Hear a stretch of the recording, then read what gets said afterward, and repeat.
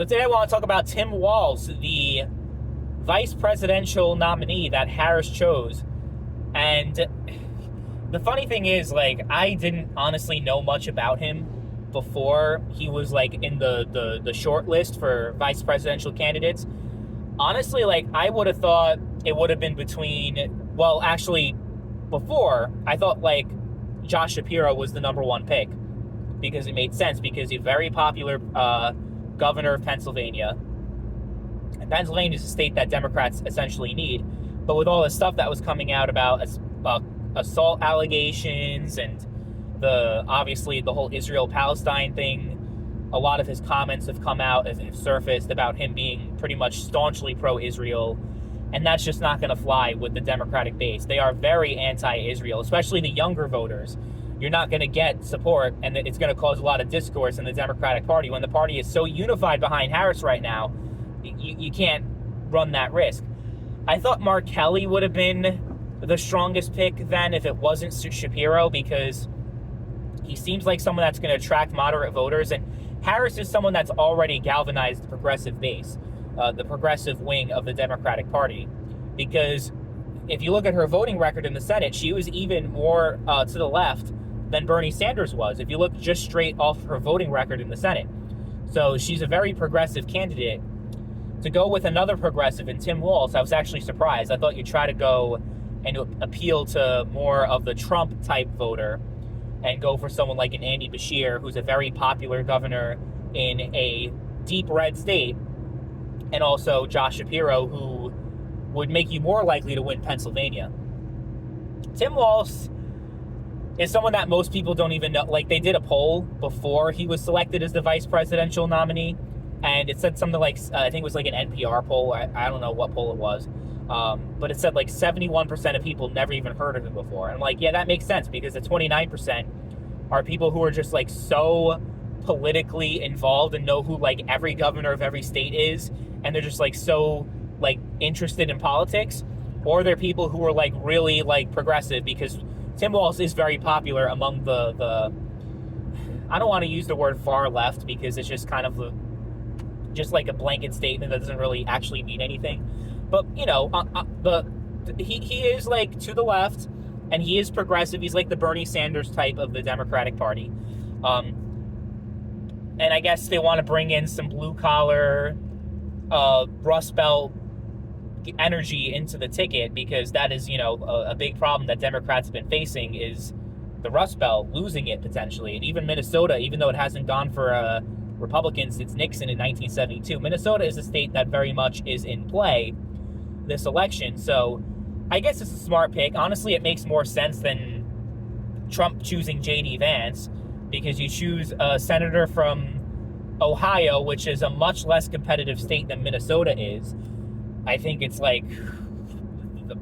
knows with the whole Harris thing, but when it was Trump versus Biden, it had there was one poll that had him up 15 points over Joe Biden. It had Trump up 15 points, up 10 points. That was the low end of Ohio. So I don't see what bringing in J.D. Vance, what he adds to the ticket, aside from him being very young.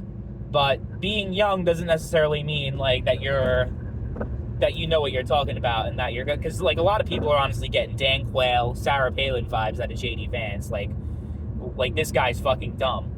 But honestly, if we're going to be realistic, if you hate J.D. Vance, you don't like Trump. You're not going to be oh, I was going to vote for Trump and now I'm not going to because of J.D. Vance. But if you're looking for moderate swing voters, you want a more balanced ticket. If I was the deciding person, as far as who Trump would pick, I definitely would have went for Glenn Youngkin, because that would have put Virginia more into play and would have actually given a good shot for Republicans to take Virginia. Tim Walz, I think, honestly, was a solid pick, because it energizes the base, because there are a lot of really progressive people.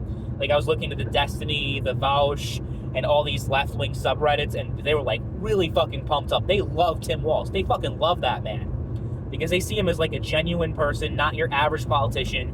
But, and he seems like someone that fights for the little guy. I'm not saying I agree with his policies, but I do think that he is a genuine, down-to-heart person that isn't your typical corrupt politician that you see like, oh, this person's like a snake oil salesman. Whether you agree or not with Tim Walz's policy positions, that is not something you could say about Tim Walz. You know, and I'm sure people are going to try to run his name to the ground and talk about how much of a horrible person he is just because he's a nominee. And again, I'm not a fan of the guy, like, politically, but, you know, I think it was a more sound pick, and there was a lot more logic going behind it than Trump and Vance. I think Ben Shapiro said, like, a few weeks, I think it was like 2 weeks after Trump announced J.D. Vance's running mate.